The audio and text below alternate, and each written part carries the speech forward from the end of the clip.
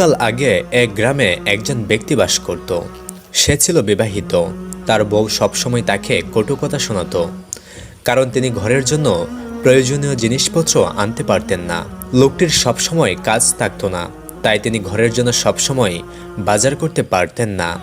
এ নিয়ে তার বউ তাকে খুব কথা শোনাতো, যার ফলে লোকটি তার স্ত্রীকে খুবই ভয় পেত এবং মনে মনে অনেক কষ্ট পেত। 3 দিন হয়ে গেল, লোকটির কোনো কাজ নেই, ঘরের মধ্যে কোনো খাবার নেই। তার স্ত্রী লোকটির উপর অনেক রেগে গেল এবং বলল, ঘরের সন্তানেরা না খেয়ে রয়েছে, চুলায় আগুন জ্বলছে না, ঘরের মধ্যে খাবারের কিছুই নেই, আপনি দয়া করে কাজের ব্যবস্থা করুন। যদি কাজের ব্যবস্থা না করতে পারেন তাহলে আমার সাথে আপনি আর কথা বলবেন না। এই কথা শুনে লোকটি দিনমজুরের উদ্দেশ্যে ঘর থেকে বাইরে বেরিয়ে পড়ল, কিন্তু কোথাও কোনো কাজের সন্ধান পেল না। কারো কাজের লোকের প্রয়োজন ছিল না। লোকটি অনেক হতাশ হয়ে যায়। সে মনে মনে চিন্তা করে, আমি যদি আজকে বাড়িতে টাকা না নিয়ে যাই এবং বাজার না নিয়ে যাই, তাহলে আমার স্ত্রী না জানি কি শুরু করবে আমার সাথে। এই ভেবে সে মনে মনে খুবই ভয় পেতে থাকলো। অতঃপর সে চিন্তা করলো, ঘরের মধ্যে 3 দিন ধরে সন্তানেরা না খেয়ে আছে, এবার আমি কি করব। অতঃপর সে মনে মনে ঠিক করলো, যেহেতু আমি কোনো কাজ পাইনি, তাহলে আমি জঙ্গলে গিয়ে আজকের পুরো দিন আল্লাহর ইবাদত করব। তিনি আমার জন্য হয়তো কোনো কিছুর ব্যবস্থা করে দিবেন। তারপর সেই লোকটি একটি জঙ্গলে গেল এবং পুরো দিন আল্লাহর ইবাদতে মশগুল রইল। অতঃপর রাত্রেবেলা তিনি খালি হাতে বাড়িতে ফিরলেন। লোকটি যখন বাড়িতে ফিরলেন তখন তার স্ত্রী বলল, কি হলো, আজকের মজুরি কোথায়? আপনি আজকে কাজ করেননি?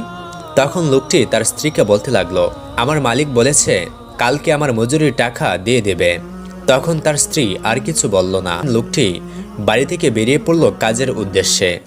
আজকেও সে কোনো কাজ পায়নি, কেউ তাকে কাজ দিচ্ছিল না। সে আজকেও হতাশ হয়ে গেল এবং আগের দিনের মতো আজকেও সেই জঙ্গলে গিয়ে আল্লাহর ইবাদতে মশগুল হয়ে পড়ল এবং রাত্রেবেলা সে ঘরে ফিরল। তখন তার স্ত্রী জিজ্ঞাসা করল, কি হলো, আজকে আপনার মালিক আপনাকে কাজের মজুরি দিয়েছে তো? তখন লোকটি বলল, আমার মালিক বলেছে কালকের দিন যদি আমি কাজে যাই তাহলে তিনি 3 দিনের মজুরির টাকা একত্রে আমাকে দিয়ে দিবে। তখন তার স্ত্রী বলল, বেশ, তাহলে তাই হবে। এরপর তৃতীয় দিন সকালবেলা তার স্ত্রী একটি ব্যাগ স্বামীর হাতে ধরিয়ে দিয়ে বলল, আজকে 3 দিনের মজুরি এই ব্যাগের মধ্যে করে আমার কাছে উপস্থিত করবেন। লোকটি ব্যাগটি নিয়ে বাড়ি থেকে বেরিয়ে পড়ল, কিন্তু আজকেও কোনো কাজের সন্ধান পেল না। আজকেও কোনো কাজ নেই। সে খুবই চিন্তায় পড়ে গেল। সে হতাশায় ভুগতে লাগলো। সে পুনরায় সেই জঙ্গলে গিয়ে আল্লাহর ইবাদত করে পুরো দিনটাই কাটিয়ে দিল। সন্ধ্যায় যখন সে বাড়িতে ফিরবে তখন সেই ব্যাগটি দেখে তার মনে পড়ল, আমার স্ত্রী বলেছে 3 দিনের মজুরি নিয়ে যেতে, কিন্তু আমি তো এই 3 দিন কোনো কাজই করিনি। আমি তো এই 3 দিন আমার রবের ইবাদত করেছি, তাহলে আমি এবার কি করব। এরপর সে একটু সামনে এগিয়ে গিয়ে কিছু পাথর দেখতে পেল। সে ওই ব্যাগের মধ্যে পাথর ভরে নিল এবং চিন্তা করলো এই পাথর ভর্তি ব্যাগ সে তার স্ত্রীকে দিয়ে দিবে। সন্ধ্যাবেলায় যখন পাথর ভর্তি ব্যাগ নিয়ে সে বাড়ির দিকে রওনা হলো তখন সে মনে মনে চিন্তা করতে লাগলো, আজকে আমার অবস্থা কি বা হয় সেটা শুধুমাত্র আল্লাহ জানেন। এই 3 দিন তো আমি শুধুমাত্র আমার স্ত্রীকে মিথ্যা কথাই বলেছি। আসলে আমার তো কোনো কাজই নেই। আমি তো সারাদিন আল্লাহর ইবাদত করে কাটিয়ে দিয়েছি। আমার আজ কি বা হবে। এই চিন্তা করতে করতে লোকটি ভয়ে ভয়ে তার বাড়িতে এসে পৌঁছালো। বাড়ির দরজার সামনে গিয়ে সে খুব ভয় পেয়ে গেল। পাশাপাশি সে দেখল যে তার ঘর থেকে খুব সুন্দর রান্নার গন্ধ আসছে। সে মনে মনে চিন্তা করতে লাগলো, আমি তো 3 দিন ধরে কোনো বাজার করিনি, তাহলে ঘরের মধ্যে রান্নার ঘ্রাণ আসছে কোথা থেকে, খাবার এলো কোথা থেকে, চুলায় বা জ্বলছে কি করে।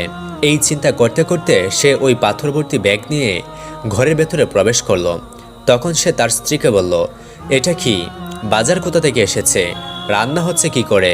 লোকটি দেখলো যে তার স্ত্রী খুব কোমল সুরে তার সাথে কথা বলছে এবং সে বলছে যে আপনি ঠিকই বলেছেন, 3 দিন পর আপনার মজুরি আপনি পেয়ে যাবেন। আসলে যে 3 দিন আপনি কাজ করেছেন সেই 3 দিনের মজুরি একটি লোক কিছুক্ষণ আগে এসে আমার হাতে দিয়ে যায় এবং দিয়ে বলে, আপনার মালিক 3 দিনের মজুরি পাঠিয়ে দিয়েছে।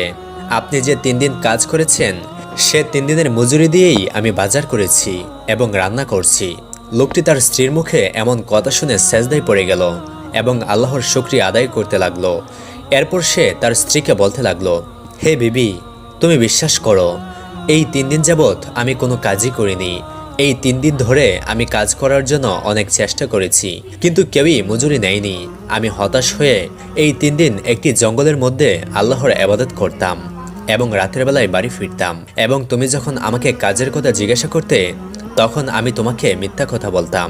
আসলে আমি বুঝতে পেরেছি এই 3 দিন আমি আমার রবের ইবাদত করেছি, আর সেজন্যই তিনি আমার রিজিকের ব্যবস্থা করে দিয়েছেন। আল্লাহ নিশ্চয়ই মহান, তিনি সর্বশক্তিমান। এই যে দেখো, তুমি আজকে আমাকে ব্যাগ দিয়ে বলেছিলে 3 দিনের মজুরি যেন ব্যাগে করে নিয়ে আসি। আমি ব্যাগ ভর্তি পাথর নিয়ে এসেছি। আমার কথা বিশ্বাস না হলে তুমি নিজের স্ত্রী যখন ব্যাগটা খুলে পাথরগুলো নিচে ফেললো, তখন তারা দেখলো সে পাথরগুলো আল্লাহর কুদরতে সোনা ও রূপোতে পরিণত হয়েছে। এমন দৃশ্য দেখে তারা অবাক হয়ে গেল। তারা দুজনেই বুঝতে পারল যে স্বয়ং আল্লাহ তাআলা তাদের জন্য রিজিকের ব্যবস্থা করে দিয়েছেন। ওই লোকটি বুঝে গিয়েছিল সে আল্লাহর কাছে সাহায্য চেয়েছিল, আল্লাহ তার ধৈর্যের পরীক্ষা নিচ্ছিল এবং আল্লাহ তাআলা অবশেষে তাকে সুখ এবং শান্তি দিল। অতঃপর সে আল্লাহর শুকরিয়া আদায় করল। বন্ধুরা, আল্লাহ হলেন অত্যন্ত দয়াময়, তিনি আমাদের রিজিকের মালিক। আমরা যতই রিজিকের পেছনে ছুটি না কেন, আমাদের ভাগ্যে আল্লাহ তাআলা যতটুক নির্ধারণ করে রেখেছেন ঠিক ততটুকুই আমরা পাবো। আমরা যখন রিজিকের চিন্তায় ভুগব, তখন যেন আল্লাহর ইবাদতে মশগুল হই এবং আল্লাহর কাছে সাহায্য কামনা করি, কেননা রিজিক তার হাতে। তিনিই পারেন আমাদেরকে রিজিকের ব্যবস্থা করে দিতে, সকল প্রকার দুশ্চিন্তা থেকে মুক্তি দিতে। পৃথিবীর সৃষ্টির 50,000 বছর পূর্বেই সমস্ত মানুষের রিজিক নির্ধারিত করা হয়েছে। তাই দুনিয়াতে আমরা যতই কর্ম করি না কেন, যতই অর্থের পেছনে ছুটি না কেন, যতই সুখ শান্তির পেছনে ছুটি না কেন, এ সকল কিছুই নির্ভর করবে একমাত্র আল্লাহর উপর। তিনি আমাদেরকে যতটুকু দিবেন ততটুকুই আমরা গ্রহণ করতে পারবো। এর বাইরে একটি দানাও আমাদের জন্য নয়। শুধু মানুষ নয়, এই পৃথিবীতে যত প্রকারের মাখলুকাত রয়েছে প্রত্যেকের রিজিকের মালিক হচ্ছে স্বয়ং আল্লাহ তাআলা। প্রতিনিয়তই তিনি সকলের খাদ্যের যোগান দিচ্ছেন। তাই আমরা যেন রিজিকের চিন্তায় অন্যের হক নষ্ট না করি, কেননা আমার রিজিক আমি পৃথিবীতে নিয়ে এসেছি এবং আল্লাহ তাআলা আমার রিজিক নির্ধারণ করে রেখেছেন। রিজিক বলতেই শুধুমাত্র মানুষের অর্থ সম্পদকে বোঝায়, বিষয়টা কিন্তু এমন নয়। সুন্দর সুস্বাস্থ্য, উত্তম স্ত্রী, এগুলো রিজিকের অন্তর্ভুক্ত। তাই আমরা যে যেমন পরিস্থিতিতেই থাকি না কেন, সবসময় আল্লাহর শুকরিয়া আদায় করতে হবে। এবং যখনই আমরা রিজিকের পেরেশানিতে ভুগব, রিজিকের চিন্তায় ভুগব, সাথে সাথে যেন আমরা নামাজ আদায় করি এবং আল্লাহর কাছে রিজিকের জন্য সাহায্য চাই, তিনি আমাদের সাহায্য করবেন।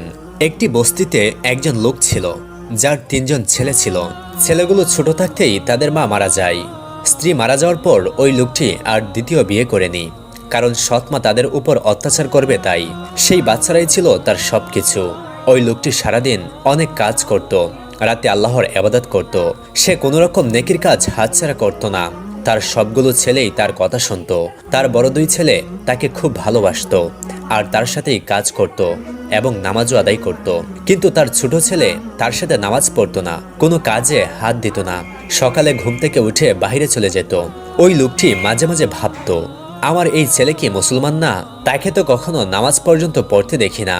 লোকটি তার ছেলের উপর খুব রাগ হতো, কারণ সে জানতো তার বাকি 2 ছেলে খুব কাজের, এরাই তার মুখ উজ্জ্বল করবে। তার ছোট ছেলের কাছে তার কোনো আশাই ছিল না। অতঃপর এক সময় সেই ব্যক্তি বৃদ্ধ হয়ে যায়। সে একদিন আল্লাহ তাআলার কাছে দোয়া করে বললেন, হে আল্লাহ, এখানে যা আছে তা সবই আমার 3 ছেলের। তবে আমি চাই আমার যে ছেলে সবথেকে বেশি সত্যবাদী, নেকি ও ফরহেজগার, সেই ছেলে তোমার পক্ষ থেকে আমার সবকিছু উপহার পাক। সে তার ছোট্ট ছেলেটি বলল, আমাকে বলা হয়েছিল শুধু রহমতের খাজানা নেওয়ার জন্য। অতঃপর সেই বৃদ্ধা লোক সেদিনের মতো চলে গেল এবং আরও একদিন সেই বৃদ্ধ লোকটি এসে বলল, যাও, সেখান থেকে তোমার 10টা খাজানা নিয়ে আসো। ছেলেটি পুনরায় বলল, সেই 10টি খাজানায় কি আমার জন্য রহমত থাকবে? বৃদ্ধ বলল, না বাবা, আমি আজ দ্বিতীয়বার তোমার স্বপ্নে এলাম। যাও, গিয়ে ওই আখের নিচ থেকে একটি খাজানা নিয়ে আসো, যেটাতে তোমার জন্য অনেক বরকত থাকবে। ওই ছেলেটির ভেতরে কোনো লোভ লালসা ছিল না, তাই সে কথা মতো ওই খেতে ওই আখ পর্যন্ত পৌঁছে গেল, যেটি দেখতে পুরোপুরি সোনার মতো চমকাচ্ছিল। সেটি আসলে সোনাই ছিল। কিন্তু যখন সে ওই আখটা উঠিয়ে ফেলে মাটি খুঁড়ল, তখন সে সেখানে একটি পাতিল পেল। তবে পাতিলটি ছিল খালি। সে এই বিষয়ে কাউকে কোনো প্রশ্ন করতে চাচ্ছিল না, তাই সে চুপচাপ সে পাতিলটি নিয়ে তার ঝুপড়িতে এলো। সে চুপচাপ রাতের অপেক্ষা করতে লাগলো যে রাতে হয়তো ওই দরবেশ আবার আসবে। যখন রাত হয়ে গেল সে নামাজ পড়তে শুরু করলো। নামাজ পড়ার পর তার হালকা একটু চোখ লেগে গেল। তখন তার স্বপ্নে আবার সেই সাদা দাড়িওয়ালা দরবেশটি এলো এবং বলল, হে বাবা, আশা করি তুমি পাতিলটি পেয়ে গিয়েছো। ছেলেটি বলল, জি, আমি পাতিলটি পেয়েছি, কিন্তু আমি এই পাতিল দিয়ে কি করব? এই পাতিলটি তো খালি। তখন সেই বৃদ্ধ লোকটি বলল, তুমি এই পাতিলটি নিয়ে বস্তিতে চলে যাও, যে বস্তিতে অনেক গরিব মানুষ থাকে। সেখানে গেলে আমি তোমাকে বলে দেব তোমার কি করতে হবে। সেই দরবেশের কথা মতো ওই যুবক ছেলেটি একটি বস্তিতে গেল, যেখানে অনেক গরিব মানুষ ছিল। তাকে দেখে সব গরিবরা ছুটে এলো এবং তাকে বলল, 1 মাস হয়ে গেল আমরা কেউ ভাতের একটা দানাও মুখে দেইনি, তুমি কি আমাদের সাহায্য করতে এসেছো? এই কথা শুনে ওই যুবকটি কিছু বুঝতে না পেরে বলে দিল, হ্যাঁ, আমি তোমাদেরকে সাহায্য করতে এসেছি, কিন্তু ওই পাতিলটি তো খালি ছিল। সে তাদের জিজ্ঞাসা করলো, আপনারা কি খেতে চান? তারা জবাবে বলল, আমরা গরম গরম কিছু একটা খেতে চাই। অতঃপর সেই যুবকটি পাতিলের ঢাকনা সরিয়ে দেখে পাতিল ভর্তি ক্ষীর। এই ক্ষীর দেখে বস্তির লোকেরা খুব খুশি হয়ে গেল এবং আসার সময় তাকে বলতে লাগলো, হে বাবা, তুমি আমাদের কাছে আসতে থাকো। অতঃপর ওই দরবেশ তাকে বলল, হে বাবা, এই পাতিলটি তুমি সাবধানে রেখো। যখনই কোনো গরিবকে দেখবে তখনই যে খাবারের নাম ধরে